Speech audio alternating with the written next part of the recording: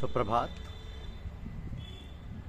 कैसा है आपका स्वरूप, यह हमारी आज की आध्यात्मिक चर्चा का विषय है। कैसा है आपका स्वरूप?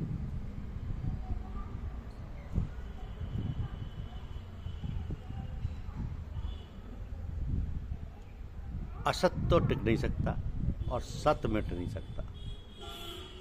असत में किसी की स्थिति हुई नहीं, होगी नहीं और हो भी नहीं सकती। एवं सत्य से अलग कोई हुआ नहीं, होगा नहीं और हो भी नहीं सकता। वो असत्य में स्थित मान लेता है, स्थित होता नहीं।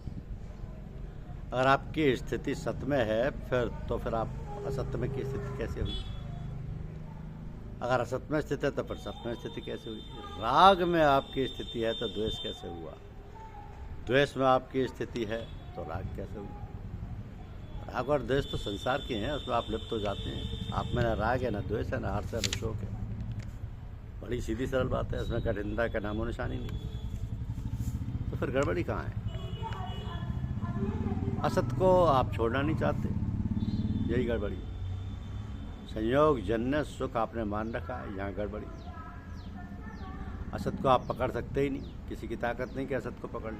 असत का त्याग क्या करना है? त्याग तो अपने आप हो रहा है। सुख और दुख, राग और द्वेष दोनों का जिसको अनुभव होता है, उसमें न सुख है, न दुख है, न राग है, न द्वेष है, न हर्ष है, न शोक है। जो इन सबसे रहित है वह आपका स्वरूप है। जिसमें राग द्वेष आदि होते हैं वह आपका स्वरूप नहीं है। सीधी बात है। राग द्वेष हर्ष शोक आदि जो दो चीज़ें वे आप में नहीं है। वे बेचारी तो आपके सामने गुजरती हैं। कभी राग हो गया, कभी द्वेष हो गया, कभी हर्ष हो गया, कभी शोक हो गया, कभी निंदा हो गई, कभी प्रशंसा हो गई। ये तो होने वाले और बैठने वाले। अब होने वाले और बैठने वाले को पकड़कर आप सुखी दुखी होते हैं, ये तो आपके सामने आते हैं, बीतते हैं, गुजरते हैं। आप ज्यों के त्यों रहते हैं। आप में क्या फ़र्क पड़ता है? आप बदलते नहीं। जो नहीं बदलता वो आपका स्वरूप है और जो बदलता है वो प्रकृति का है। इतनी बात है, लंबी चौड़ी बात है ही नहीं। कर आप अपने स्वरूप में स्थित रहो। स्वरूप में आपकी स्थिति स्वतः है। आगंतुक सुख दुख में, आगंतुक राग द्वेष में आप अपनी स्थिति जबरदस्ती करते हो और उसमें आपकी स्थिति कभी रह सकेगी नहीं। आप कितना ही उद्योग कर लो, न राग में, न द्वेष में, न सुख में, न दुख में आपकी स्थिति रह सकेगी। कारण कि आप उसके साथ नहीं हो, या आपके साथ नहीं है। आप कहते हैं कि मिटता नहीं, हम कहते हैं कि टिकता नहीं। साधन ये है कि नहीं मानेंगे। जो भूल से मान लिया उसको नहीं मानना ही साधन है। कितनी सीधी सरल बात है। कठिनता का नाम निशानी नहीं। निर्माण करना हो, बनाना हो, उसमें कहीं कठिनता होती है, कहीं सुगमता होती है। ज्यों का त्यों, जो ज्यों का त्यों विद्यमान है उसके जानने में क्या कठिनता है?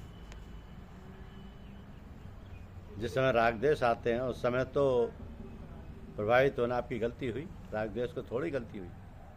आप राग और द्वेष दोनों को जानते हो और दोनों से अलग हो। जब आप अलग होते हुए प्रभावित हो जाते हो, मिल जाते हो, ये गलती मत करो। आप उसको आदर देते हो तो असर पड़ता है, आदर दोगे तो असर पड़ेगा ही। ये तो आगंतुक है। गीता कहती है कि ये आने जाने वाले और अनित्य हैं, इनको सह लो, विचलित मत हो। आप मुफ्त में विचलित होते हो, पत्थर उछालकर सिर नीचे रखते हो, इसमें दूसरे का क्या दोष है? आप सहते ही हो, नहीं तो आप क्या करोगे? सुख आ जाए उस समय आप क्या करोगे? दुख आ जाए उस समय आप क्या करोगे? जबरदस्ती तो सहते ही हो। जानकर सह लो तो निहाल हो, नहीं तो भोगना पड़ेगा। नहीं सहोगे तो कहाँ जाएगी? कहाँ जाओगे? चाहे सुख आए चाहे दुख आए, आप तो ज्यों के त्यों ही रहते। सुख दुख में सम रहने वाले जिस धीर मनुष्य को ये मात्रा स्पर्श पदार्थ व्यथा नहीं पहुँचाते, वो अमर हो जाता है। ये प्राकृत पदार्थ किसको व्यथा नहीं पहुँचाते? जो सम रहता है उसको। आप सम नहीं रहते तो कभी सुख पाते हो, कभी दुख पाते हो। आपने मुफ्त में बड़े परिश्रम से बंधन को पकड़ा पर वो टिकेगा नहीं, टिक सकता ही नहीं। परंतु आप नए नए बंधन को पकड़ते रहो। बचपन छूट गया तो जवानी को पकड़ लिया, जवानी छूट गई तो वृद्धावस्था को पकड़ लिया। आगंतुक को पकड़कर मुफ्त में दुख पीते रहते, दुख पाते रहते। कृपया करो, आप अपने स्वरूप में स्थित रहो। तुलसीदास जी को जब शारीरिक कष्ट हुआ तो वे भी सम नहीं रह सके, और जब उन्होंने हनुमान बाहुक लिखा तो हमारी क्या ताकत है कि हम समझ जाएं। वे सम नहीं हुए तो उनकी मर्जी, आप क्यों विषम होते?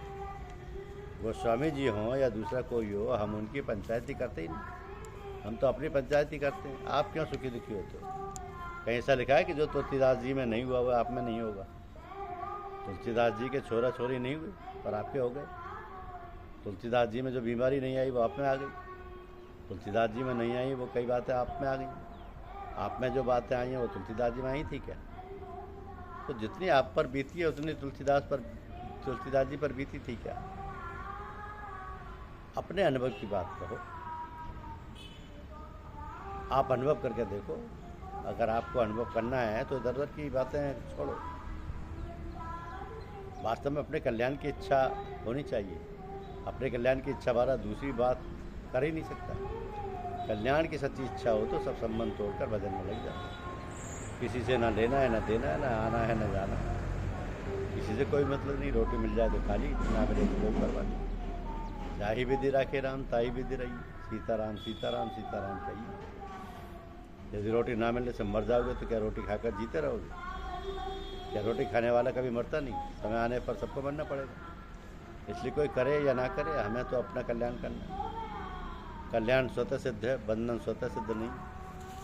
बंधन कृत्रिम और आपको बनाया हुआ है। आप अपने आप का अनुभव करो कि बालकपन से आज तक आप भाइयों के दूसरे हो। अवस्थाएं बदली, देश बदला, काल बदला, परिस्थिति बदली, पर आप वही रहे। जो बदलता है उसको ले लेकर आप सुखी दुखी होते हो। आप अपने होने पर में स्थित रहो।